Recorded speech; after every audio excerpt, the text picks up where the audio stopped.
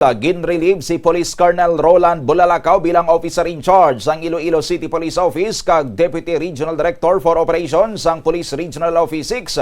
Epektibo ang relief order kahapon Enero 13. Ginsaylo si Bulalakaw sa Philippine National Police Academy o kon PNPA kag nagpungko bilang officer in charge ang Office of the Chief of Staff. Sandig sa order, nagikan sa Philippine National Police ang magabulos bilang Deputy Regional Director for Operations sa Western Visayas. Amo si Police Colonel Arfa Abulkir Salazar Makalangkom. May nagalagaw man nga mga impormasyon nga posible ibalik si Police Colonel Kim Ligada bilang direktor sa ICPO. Sa subong, wala pa sang opisyal nga ginpagwa nga pangalan kung sino ang magabulos bilang OIC sang Iloilo City Police Office. Madumduman nga ginrelieve sa pwesto si Ligada sang Enero 9 bangod sa lapses sa investigasyon sa kamatayon ni Dueñas Iloilo Vice Mayor Amy Paz Lamasan nga naangot sa accidental firing.